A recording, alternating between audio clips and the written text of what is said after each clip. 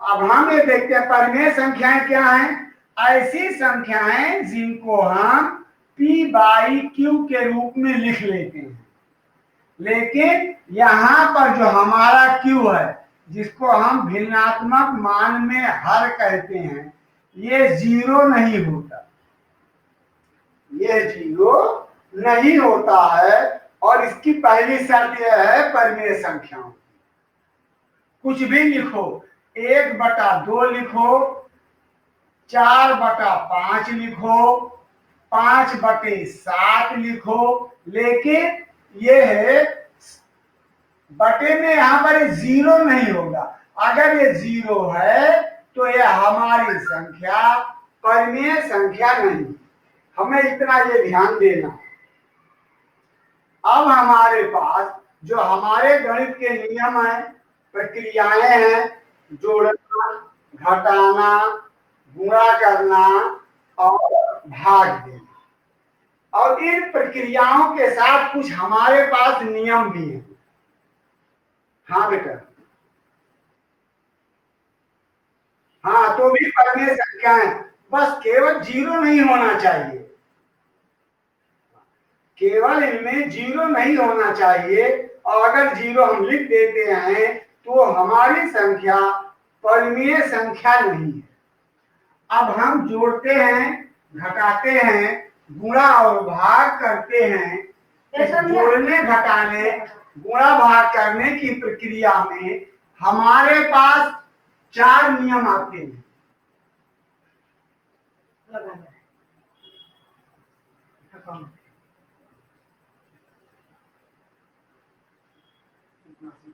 अरे मेरे को पेनल्टी लग जाएगी, वो मेरा हफ्ते है आज मोबाइल का और इसका है बाकी का, लेकिन 130 का है, 230 से कम पड़ रहा है तो पेनल्टी मार देंगे वो, इसके लिए बहुत अर्जेंट है।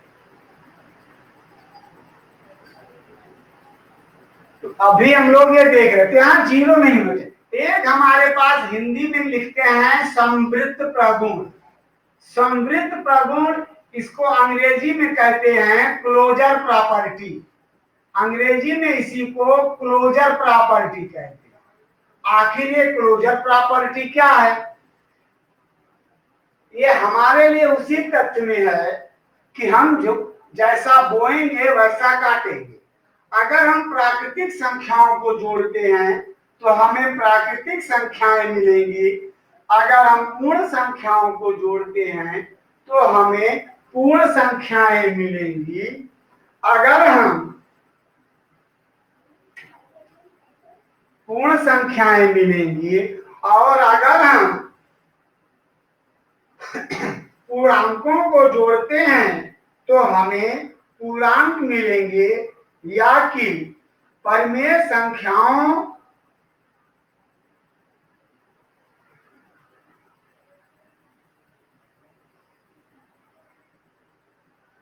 हमारी इन पूर्ण संख्याओं में ये क्लोजर प्रॉपर्टी है। क्लोजर प्रॉपर्टी के साथ हम आगे देखते हैं।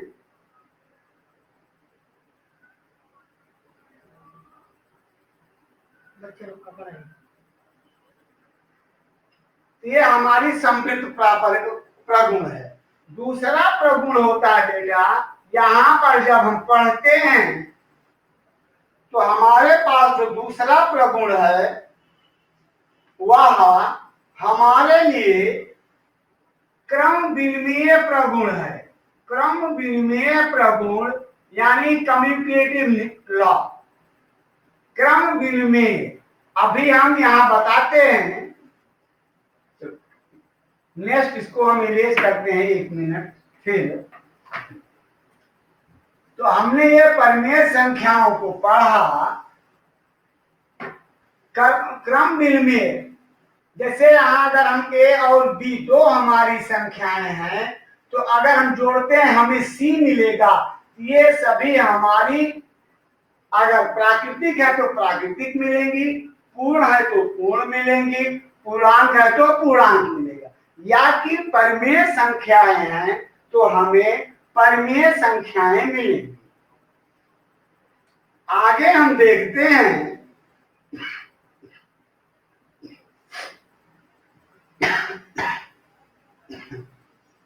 फिर क्रम विनिमय प्रगुण, जो क्रम विनिमय प्रगुण है बेटा a प्लस बी, हम इसको अपने मल्टीप्लाई में ट्राई कर सकते हैं, इक्वल टू बी प्लस ए।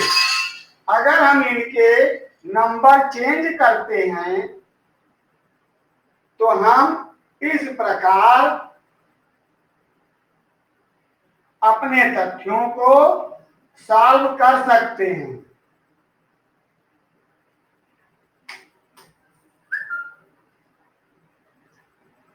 अब हम यहां पर ये देखते हैं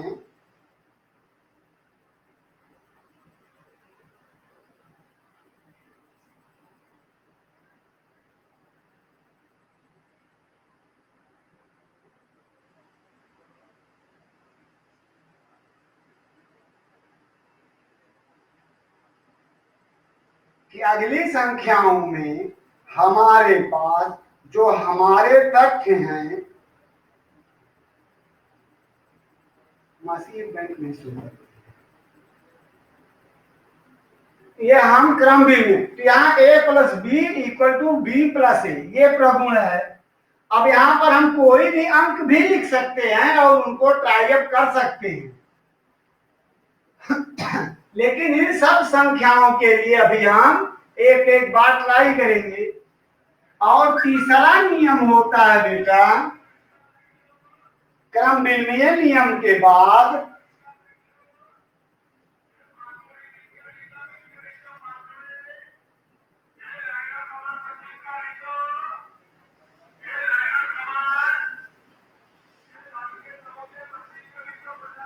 क्रम विनिमय नियम के बाद जब हम आगे देखते हैं परिमेय संख्याओं में या कि इन संख्याओं में, तो अब हम क्या देखते हैं, सबके साथ हम अलग अलग ट्राई कर लेते हैं, चाहे वो हमारे पूर्णांक हो, चाहे वो हमारे क्रम विनिमय नियम हो या जो भी है। ये हमारे पास दो नियम हम यहाँ प्रयोग किए, इनके साथ हम अपनी प्रक्रियाओं को स्पष्ट करते हैं।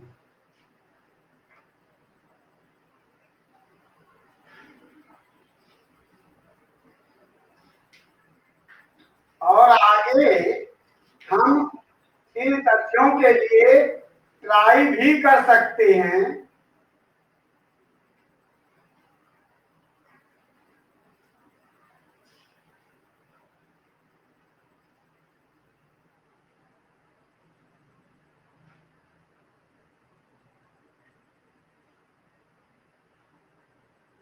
और फिर हमारे पास जो तीसरा क्रम है, ये है साहचर्यता का। साहचर्यता मीन्स एसोसिएटिव प्रॉपर्टी। साहचर्यता अंग्रेजी में इसको एसोसिएटिव प्रॉपर्टी कहते हैं। अभी हमने इसका क्रम विनिमय के नियम का तो नहीं लिखा, इसको हम लिखते हैं कम्यूटेटिव प्रॉपर्टी। चलो इतना हमने लिख दिया, एसोसिएटिव प्रॉपर्टी होती है। अब यहाँ पर आगे हम लिखते, देखो कैसे होगा। अब यहाँ पर हमारे लिए दो या दो से अधिक संख्याएं होती है और एक प्रकार से यह अपनी एक फ्रेंडशिप क्रिएट करते हैं। जैसे तीन है, इन तीनों में हम ये देखते हैं कि एक बार हम यहाँ देखते हैं, जैसे देखो एक बार हमने ए और बी की साहचर्यता बना ली, इट मीन्स इसको हम फ्रेंडशिप भी कह सकते हैं। दूसरी बार हमने बी प्लस सी की साहचर्यता बना ली। ये हमारे पास तीन हैं और तीनों पर हम इन अपनी प्राकृतिक संख्याओं पर चेक करते हैं, पूर्ण संख्याओं पर चेक करते हैं, पूर्णांकों पर चेक करते हैं और फिर अपनी चौथे नंबर पर परिमेय संख्याओं पर चेक करते हैं। इन सब के साथ जब हम इन प्रक्रियाओं को चेक करते हैं परिमेय संख्या, तो होता क्या है, अगर हम यहाँ एक अंक ले लें प्राकृतिक संख्या, चलो हम पहले प्राकृतिक लेते हैं। हमारे पास 3 और 5 प्राकृतिक संख्याएं हैं, इनको ऐड करेंगे तो हमें 8 मिलेगा। ये भी एक प्राकृतिक संख्या। चलिए, ये हमारी प्राकृतिक संख्या, तो हम पहले प्राकृतिक पढ़ रहे हैं इस क्रम में, नंबर 1 में। दूसरे में हम देखते हैं क्रम विनिमय। क्रम विनिमय में हमारे पास संख्याएं ज्यादा हो जाती हैं। ये देखो, प्लस इक्वल 3 प्लस 4 प्लस 5। अब ये साक्षरता हमारी यहां होती है। देखो, ऐसे हम साक्षरता भी करते हैं तो हमारा ये प्राकृतिक संख्याएं इसको जोड़ने में फॉलो अप करती हैं, जोड़ने में ये स्वीकृत होती है।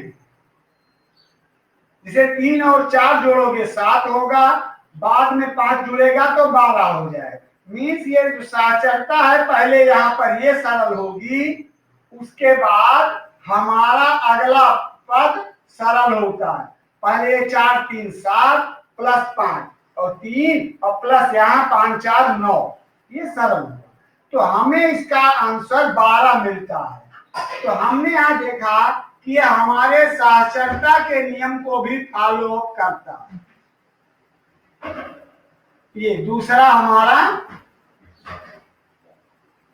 साक्षरता का नियम। अच्छा, इसी में हम लोग एक पढ़ते हैं क्रम विनिमय। क्रम विनिमय क्या है? 3 धन 5 बराबर 5 धन 3। इन नियमों को हम देखते हैं। अब दो, अगर इसको प्लस करते हैं तो इनमें कोई डिफरेंस आएगा कि नहीं?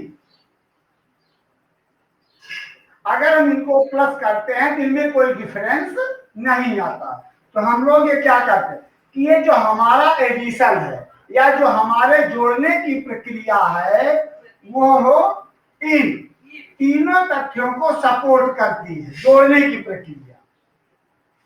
अच्छा, इसी के साथ अब हम गुणा करने को देख लेते हैं, तब हम भाग और अन्य को पढ़ेंगे। गुणा में देख लो, जैसे 3 गुणे 4 बराबर 12।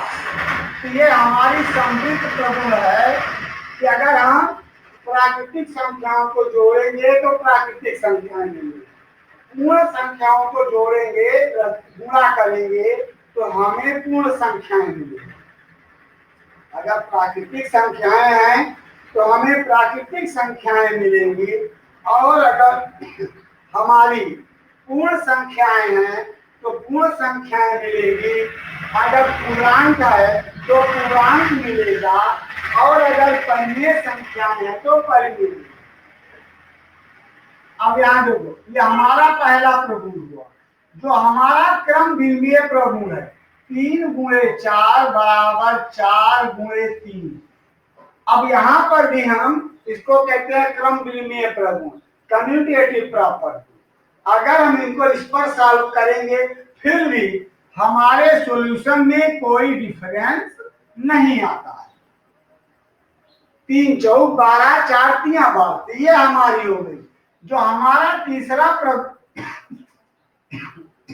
है साक्षरता प्रभु, इसे 3 गुणे 4 गुणे 5। अगले स्टेप में लिखते हैं 3 गुणे 4 गुणे 5। अभी हमने यहाँ इसको कर दिया और अगले स्टेप में यहाँ कर दिया। तो हम 3 को ऐसे ही लिख लेंगे और यहाँ गुणा करेंगे 20।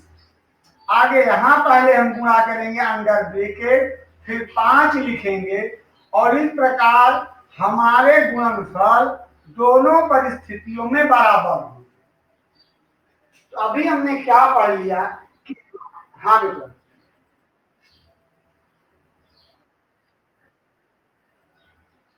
ये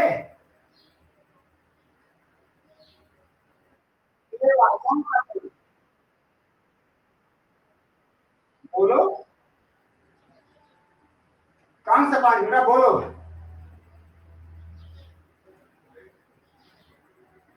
देखो, यहाँ पर हमने एक संख्या ली है, ये एक यहाँ पर हल हो गया।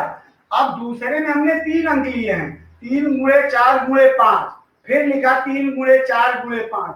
हमने यहाँ साक्षरता का निर्माण किया, एसोसिएटिव प्रॉपर्टी, तो इसमें 4 और 5 की साक्षरता हुई और यहाँ पर 4 और 3 की साक्षरता हुई। ये 5 हमने अपने प्रश्नों में केवल लिख लिया है, अपने प्रश्नों के लिए यहाँ प्रयोग किया है। अब हम यहाँ देखिए, ये साक्षरता भी हमारे गुणा में कार्य करती है। तो हमारे पास चाहे प्राकृतिक संख्याएं हो, चाहे पूर्ण संख्याएं हो, या पूर्णांक हो, या परिमेय संख्या, ये गणित के इन तीनों नियमों का पालन करती है। लेकिन अगर अब हम घटाने में यानी सब्ट्रैक्शन में अगर हम इनका प्रयोग करते हैं तो जैसे देखो, अभी एक स्थिति है 4 ऋण 5 तो 1 आ जाएगा। क्या आ जाएगा? 1। लेकिन अगले क्रम में कोई लिख दे, अगर हम प्राकृतिक संख्याओं की बात करें, फिर यहां लिखते हैं 5 ऋण 8 बराबर 3। अब यहां क्या हम देख रहे हैं कि ये हमारे पास घटाने में अगर हम यहाँ इनको प्राकृतिक संख्या कहते हैं, ये प्राकृतिक संख्याओं को घटाने पर प्राकृतिक संख्या मिलती है। तो यहाँ पर हमें ये ध्यान देना होगा, यहाँ पर ये हमारे लिए पूर्णांक होता है। पूर्णांकों को घटाने पर हमारे पास पूर्णांक संख्याएं मिलती हैं। पूर्णांकों को घटाने पर हमारे पास पूर्णांक संख्याएं मिलती हैं। आज हमें इन्हें ही ध्यान देना है, फिर आगे पढ़ लेते हैं।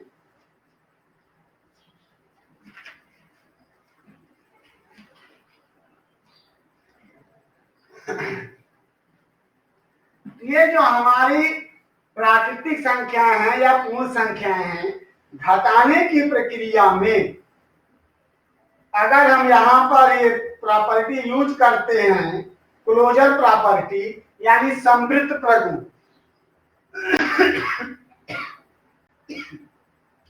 कि हमारी प्राकृतिक संख्याओं और पूर्ण संख्याओं के लिए तो सत्य होगा, या कि प्राकृतिक संख्याओं और पूर्णांकों के लिए सत्य होगा, लेकिन ये हमारी पूर्ण संख्या और प्राकृतिक संख्या, ये जो हमारे पास यहाँ रूल्स हैं घटाने के लिए, घटाने की प्रक्रिया में अभी हम लोग जो पढ़ रहे थे कि घटाने की प्रक्रिया में जो हमारी प्राकृतिक संख्याएं हैं,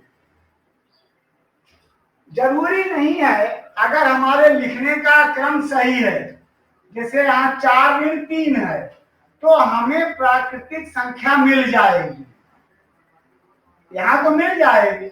लेकिन जब हम यहाँ लिखते हैं 3 ऋण 4, तो ये हमें प्राकृतिक संख्या नहीं मिली।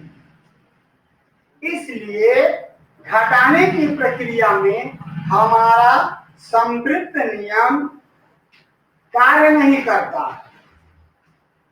घटाने की प्रक्रिया में हमारा यह समृद्ध नियम कार्य नहीं करता। और ऐसे भी घटाने में और भाग देने में, घटाने में और भाग देने में यह हमारा समृद्ध प्रगुण कार्य नहीं करता है, और ना तो क्रम भिन्नता कार्य करती है और ना तो साक्षरता काम करती है। तो यहाँ पर एक बात है कि घटाने में जो हम घटाते हैं, घटाने की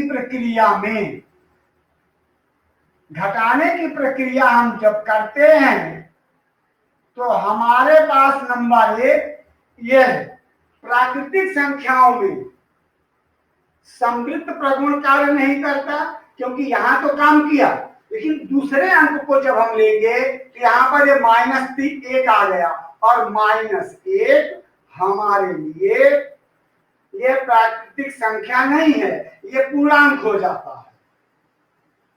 तो ये हमारे पूर्णांकों में काम करता है।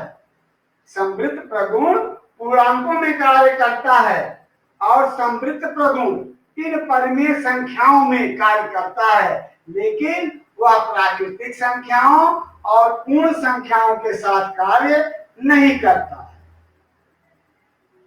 इसके लिए हम लोग देखिए, तुम लोगों को एक टेबल दे देंगे, ध्यान से देख लेना कि कहां कहां पर ये हमारे नियम कार्य करते हैं। वैसे बुक में कंप्लीट है, लेकिन वहां पर तुम लोगों को रीडअप करना पड़ेगा और ध्यान देना पड़ेगा। और एक दूसरा है भाग देना, डिवीजन। भाग देने में भी जैसे देखो, अभी यहां भाग देने की प्रक्रिया अगर हम करते हैं 4/2, तो इसका आंसर हमें 2 मिल जाएगा। इसका आंसर हमें 2 मिल जाएगा। लेकिन अगर नहीं लिख दें 2/4, तो अब हम इसका आंसर क्या लिखेंगे? इसका आंसर हमें प्राकृतिक नहीं मिलेगा, पूर्ण संख्या भी नहीं मिलेगी और ये पूर्णांक भी नहीं मिलेगा। ये पूर्णांक भी नहीं मिलेगा। ये जो हमारा संवृत्त प्रगुण है या क्लोजर प्रॉपर्टी है, ये भाग देने की प्रक्रिया में भी कार्य नहीं करता है। भाग देने की प्रक्रिया में भी कार्य नहीं करता। ये हमने यहां सीखा। क्रम भिन्नीय नियम केवल उनके आर्डर चेंज करना। जैसे यहां देखो, अभी जैसे यहां हमने लिखा 4/2 बराबर 2, तो 2/4 बराबर 2 आएगा? नहीं आएगा। और इस क्रम में हम ये कह देंगे कि जब 4/2 इक्वल टू 2 होता है, लेकिन 2/4 यहाँ पर 2 नहीं आएगा, दोनों बराबर नहीं होंगे, कि जो हमारा क्रम निर्णय प्रगुण है यहीं पर फेल हो जाएगा। क्योंकि इसको अगर हम सॉल्व करते हैं तो या तो दशमलव में आएगा या इसको 1/2 लिख देंगे, 1/2 लिख देंगे, तो यहाँ ये हमारे साथ समस्या उत्पन्न हो जाएगी। तो भाग देने में भी ये जो हमारी संवृत्त प्रगुण है, क्रम भिन्नता है और साक्षरता है, ये कार्य नहीं करती है। तो हमें इतना ध्यान देना है। और इसके साथ तुम लोगों को ये हम टेबल भेज देंगे अभी क्लास के बाद लगभग 12-1 बजे।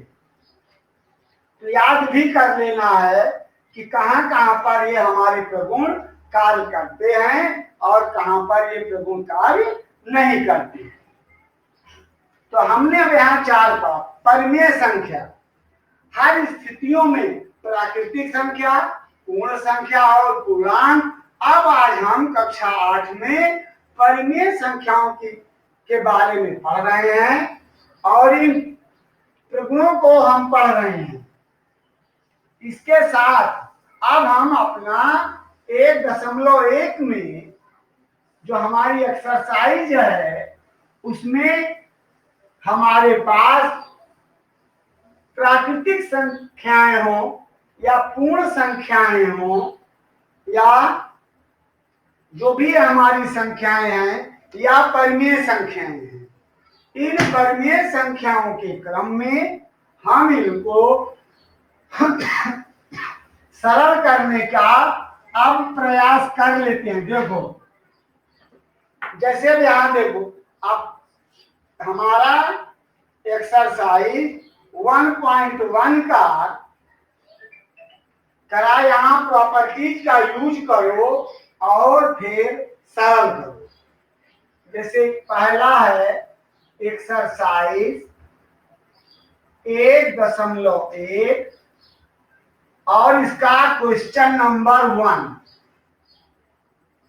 क्वेश्चन नंबर 1 में इसमें 2 खंड है। पहला खंड है ऋण 2/3 गुणे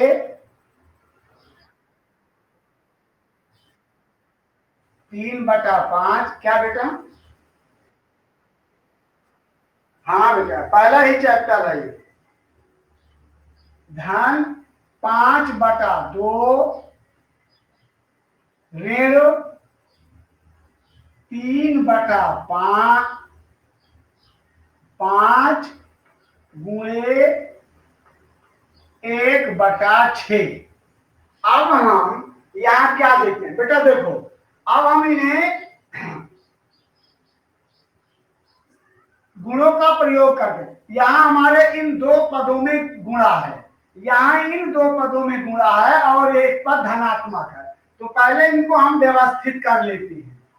ऋण 2/3 गुणे 3/5 ऋण 3/5 गुणे 1/6 धन 5/2। देखिए अब हमने इस पद को यहां लिख लिया, इस पद को यहां लिख लिया और इसको हम कहते हैं कम्यूटेटिव प्रॉपर्टी, या कि इसको हम समृद्ध प्रगुण कहते हैं। और आगे हम लिखते हैं, फिर देखिए अब यहां देखो ये 3/5 यहां भी है, 3/5 यहां भी है। अब हम इन प्रगुणों के साथ इनको यहां लिखते हैं। एक हमने क्रम, इसको हमने लिखा क्रम विनिमयता पर, इसको हम कहते हैं क्रम विनिमयता। क्रम विनिमयता का अर्थ है हमने संख्याओं में केवल क्रम परिवर्तन किया है और कुछ नहीं किया। इसको हमने यही लिखा, लेकिन इसको हम पहले लिख दिए। अब हम वितरण प्रगुण करें, जैसे यहाँ 3/5 है, यहाँ भी 3/5 है। यहाँ पर वितरण प्रगुण का प्रयोग करेंगे और इसको हम कॉमन लिख लेंगे। बीच में गुणा है, यहाँ हमें मिलेगा। अगर हमने इसको लिख लिया, अब हमारे पास बचा ऋण 2/3, और जब हमने इसको यहां से लिख लिया तो ऋण इसको दे देंगे, ऋण 1/6 और आगे लिख देंगे 5/2। अब हम यहां सरल कर लेते हैं। देखो ये 6 है, ये 3 है, इसमें 2 से गुणा कर दो तो हर बराबर हो जाएगा, और जब हर बराबर हो जाएगा तो हम इसको सरल कर देंगे। ऋण 2 दूनी 4/6 ऋण 1/6 और धन 5/2। अब यहां सरल कर लो। अब यहां पर जो हमारा अंडर ब्रैकेट है वो क्या हो जाएगा, ऋण 4 मिले ऋण 5, ऋण 5/6 और धन 5/2। देखो अब यहां बेटे सरल कर दो। 5 1 कम 5, 5 1 कम 5, 3 1 कम 3, 3 दूनी 6। अब हमें यहाँ क्या मिला, देखो ये 1 है और ये भी 1 है, लेकिन यहाँ धन यहाँ ऋण, तो लिखेंगे धन ऋण का ऋण 1 1 कम 1 बटा, यहाँ भी 1 बचा, यहाँ 2 बचा, तो 2 1 कम 2। आगे यहां लिख लेंगे धन 5/2। अब हम अगले क्रम में सॉल्व करेंगे। देखो अब यहाँ -1 है और +5 है, तो क्या हो जाएगा, प्लस माइनस विपरीत चिन्ह घट जाएंगे, 5 में से 1 +4 और बटा 2। सरल करोगे 2 1 कम 2, 2 दूना 4 और इस प्रकार हमारा उत्तर यहाँ पर आ जाएगा 2। यहाँ हमने क्रम विनिमयता यूज किया और यहाँ पर हमने वितरण प्रगुण प्रयोग किया। ये हमारा वितरण प्रगुण है। तो हमें इन तथ्यों को ध्यान देना है। और ठीक इसी तरह हमारा दूसरा प्रश्न भी है जो हमें सरल करना है। हाँ बोल दे। हाँ ये लाइन देख रहे हो, यहां से देखो, यहाँ जो एक पहला हमारा गुणा है हमने उसको पहले लिखा, लेकिन लास्ट के गुणा को हमने दूसरे नंबर पर लिख दिया। इसी को कहते हैं क्रम विनिमय, यानी कि स्थान परिवर्तन। इसी को हम कहते हैं क्रम निर्णय यानी स्थान परिवर्तन। और जब स्थान परिवर्तन हुआ, जैसे मान लो कि हमारे पहले स्थान पर ये दूसरा स्थान है, ये तीसरा, तो हमने यहाँ पहले को तो पहले पे लिखा, लेकिन तीसरे स्थान की संख्या को दूसरे पर लिख दिया और ये फिर यहाँ, और फिर यहाँ वितरण प्रगुण। जैसे इन दोनों में 3/5 कॉमन है, तो हमने यहाँ कॉमन ले लिया, और यहाँ पर अगर हम डायरेक्ट भी गुणा करते हैं तो गुणा हो जाएगा, सरल हो जाएगा। लेकिन हमारे प्रश्न में कह रहा है कि प्रगुणों का प्रयोग कर, तो हमें करना है। अगर हम यहाँ डायरेक्ट भी गुणा कर देते हैं इन दोनों का तो भी हमारा आंसर सेम आएगा। तो हमने यहाँ कॉमन ले लिया। अब यहाँ बचा ऋण 2/3 ये लिख लिया, यहाँ बचा ऋण 1/6 लिख लिया। अब ये हर बराबर नहीं है, तो हमने इस हर को बराबर करने के लिए 2 से गुणा किया। ये समझ में आ रहा है ना बेटा?